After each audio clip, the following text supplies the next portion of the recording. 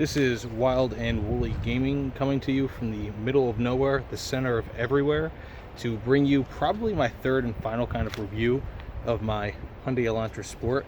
This thing has been awesome. Awesome. I'm going to be giving you like pros and cons. I was going to initially do a video with like 5 things I like and a few things I dislike, but I'm scrapping that.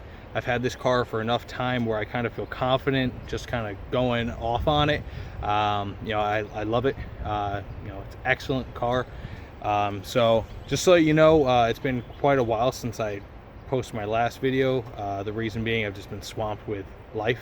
So it's been almost impossible. I've tried filming this like 6 times, and this is hopefully the final iteration of that. So if you guys don't mind, let's begin. I'd love to show you around the car and what I really like about it. First and foremost, I think the pros of this car are the looks. I think it looks great for a car that's worth as much as it is. You look at the rims, it's multicolored, excellent, looks like caked on paint or baked on paint. I love it. They did a great job. They changed up the front fenders. I like how this is on the mirror. As far as I'm concerned, the regular Elantras don't have this little red line, and I really like what they did with it. The front slits, I think those are actually functional for aerodynamics, but I don't know for a fact. You also have the undergrille, and the front fascia is different. Also, the turbo badge to let other people know that you're kind of packing a little bit of heat under this thing. I love it. And one of my other favorite things about it, try not to give away my licensing information, my license plate, but the turbo, they did such a great job with this thing. It sounds, or not the turbo, the exhaust, it sounds amazing. Sounds like you're putting out 300 horsepower out of this thing sometimes. I mean, did such a great job of making this thing sound like a beast. Also, you have the rear diffuser, which is also really cool. For me, I think there's a few things in this car that when I initially got it, I thought sucked, but I really actually enjoy now. One of the things that I mentioned, oh dear, at 4:50 in the afternoon, one of the things I thought really sucked about this car when I first got it was the fuel efficiency. I had it at 25.5 miles per gallon. It was, I believe, in my first video that I showed that. It was terrible. And that was combined highway and city, and I wasn't even gassing this thing. I've learned now that it just takes some time for the car to kind of get used to it. But, since it's improved to about 31.5 miles per gallon, and that's just regular driving, combined highway and city. I've heard other people getting way above that. I've heard some people getting 38 plus miles per gallon highway, and I get that occasionally. But it's, I've switched to premium fuel, and it has been great on this thing. One other thing that I do really like about this car that I initially criticized was the sound system. I called it tinny, not really all that good, especially for what it's worth, but the clari-fi system in it, I mentioned that, I believe, in my second video, amazing. For the amount of things that this car has, being that it's only about, I got the premium with the dual clutch, it's about a $25,000 car. It's amazing. It feels like it's worth thousands more. So I really have to give kudos to them. Another thing I really like, and I'm going to kind of lump it all into one thing, it's the performance. I love it. Considering what this thing is, it's got a 1.6 liter turbocharged TGDI engine, and it puts out 201 horsepower, 195 foot-pounds of torque, and it honestly feels like it does a little bit more than that. It feels like it's got some more power to it. I haven't taken it to a dyno, nor do I think I ever will, but it just, from my feeling, it definitely feels like it's got more. This thing accelerates. Some companies, I think Road & Track might have just released a review that said that this goes to 60 in about 7 seconds. My other videos showed, I think, a 6.5 or so. I've been getting around 6.5, maybe even a little bit lower than that. That's just from my own experience, but that was also in cold weather.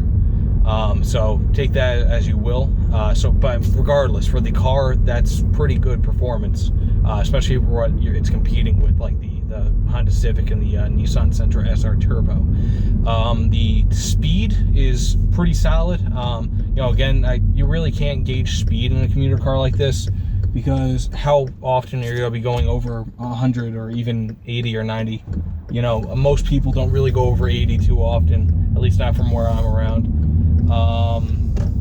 But this thing, going back to the acceleration, I'll put my foot down on the gas, and a car that was right next to me on the highway, 3 seconds later, looks like it's about 100 feet behind me. I mean, I don't even have to really gas the car either. It's just 1 second it's there, and the other one it's gone.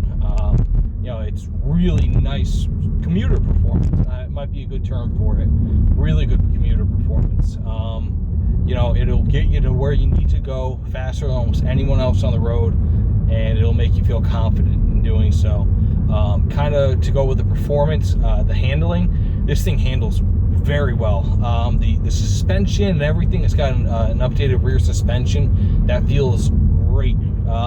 It's got an independent rear suspension, as a matter of fact, that they just added for the exclusively for the 2017 Hyundai Elantra Sport model, and this thing rides like a charm. Some people criticize it, but you know what, man? I think it's awesome. You know, especially for what you're getting, this thing feels just about as good as my 04 Impala did on the road, and probably a little bit better. You know, albeit the 04 Impala had over 100,000 miles by the time I got rid of it, but still, you know, it still feels great. You know, some other things I really do enjoy on this, just the interior. You look at it, and some people have criticized the plastics. I don't think the plastics are all that durable. I've had multiple moments where it's just like, I'll move something, a simple move, I'll like touch something with another piece of plastic, and it looks like it makes a permanent mark on the door. So yeah, it's kind of cheap, I get it, but at the same token, there's so much in the interior. The display right in front of me, as I drive, it shows my approximate range, my average fuel efficiency, as you know, and it updates as I put my foot down on the gas and release my foot from the gas. Obviously, it shows my my speed, you know, my RPMs, you know, engine temperature, things like that. But it goes even further. I can see the individual PSI for each of my tires. I can see you know, individual trip. I think fuel efficiency, maybe. I know I can see the individual trips and the average speed I'm going. I can see, you know, the approximate temperature outside. A lot of things. It's got GPS, at least in the premium pack that I have. It's got an 8-inch display, I believe it is, as opposed to the 6-inch display. But other than the size of the display between the regular and the premium pack, there is no difference in it. Well, that and the navigation, but it's great. You know, the navigation, if you're getting the premium pack, I like it a lot, but it zooms in and it zooms out a lot. So it kind of sends your perspective for a loop, because sometimes I think, oh, I'm going to be taking this right turn now, but it's like 500 feet ahead, or it's 1,000 feet ahead. And then sometimes it'll feel like it's about a quarter mile ahead, but it's really, you know, 3 seconds away. Yeah, so it's the GPS. They have some working to do on it. Otherwise, it's really good. Except for like that one flaw, it's just kind of quirky. So other than that, I mean, the performance on it, like I said, is great. The warranty, how can you not love the warranty on this thing? It's a 10-year, 100,000 mile powertrain drivetrain warranty, that for a turbocharged engine, oof, it's amazing. You know, if this turbo goes, I believe that's part of the powertrain, and well, it should be counted as such, and you can replace it, you know, so long as it's you know, some sort of you know, as long as it's covered under the warranty. The drivetrain as well, it's great. 5-year bumper to bumper as well. I mean, you can't beat that, especially for the price. They did a really good job of ensuring that this is a good, sturdy vehicle for a long time. You know, another thing that I really do like, and it's kind of related to the performance, is the exhaust sound. I know I said it before, but see if you can hear this. it's worth setting my fuel efficiency down for. But that leads me to the cons. So cons, there are very few. Most of them are kind of related to engine noise or just noise in general. This thing has low profile tires. There's no workaround for that. So it kind of stinks in a way, but I like the look, and for me the look kind of outdoes the sound. So being that they're low profile, they help to generate more sound in the cabin. They don't really absorb so much going on with the road, and it does get kind of noisy in here. Actually, a few days ago, as I was driving on a highway, it was raining, and it almost kind of sounded like my stereo was on like more than halfway. I mean, it was very, very loud. And I get it, rainstorms can do that, but it was kind of a bit much. Regular road noise, it's kind of loud too, but that rainstorm really did it. It was just odd how loud it was for me. Another thing that I don't really like is it might sound like I'm being a hypocrite here, but I'm not really. It's the engine noise. For whatever reason, the engine is unduly loud. It's a 1.6 liter, but it's kind of loud. It used to be a lot worse. It's gotten better since I've driven it about 2,700 miles, but it's kind of loud.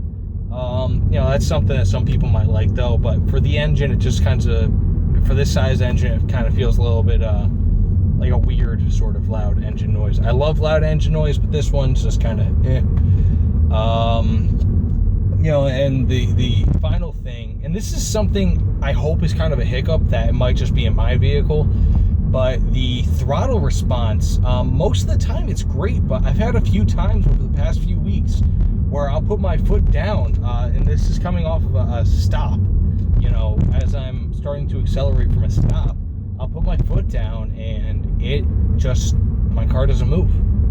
My engine doesn't move, my RPMs don't go up, nothing happens. And I basically have to release myself from the throttle and then reapply my foot.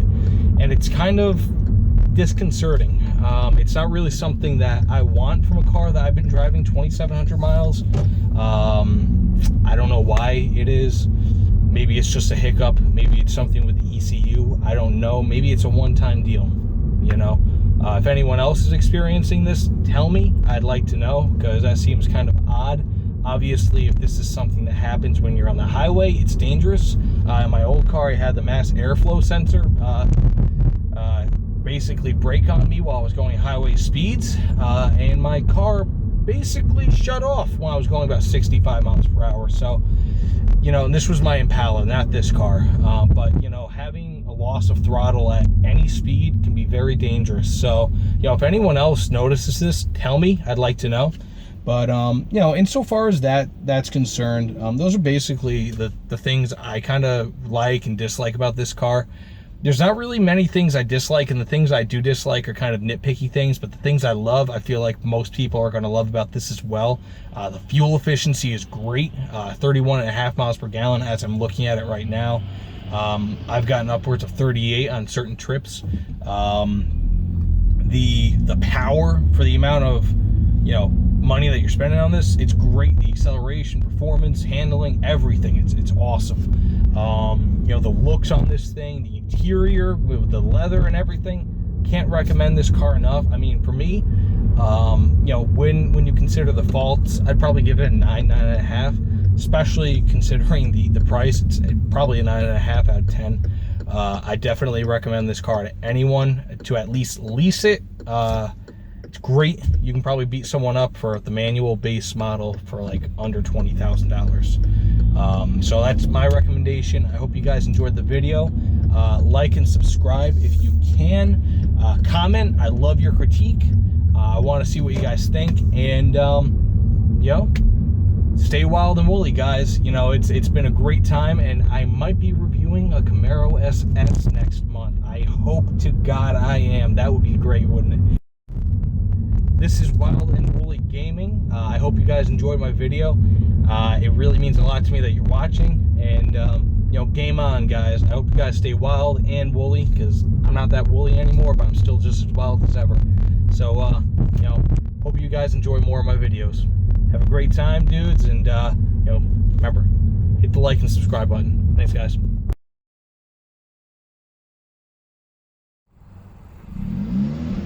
Listen to that.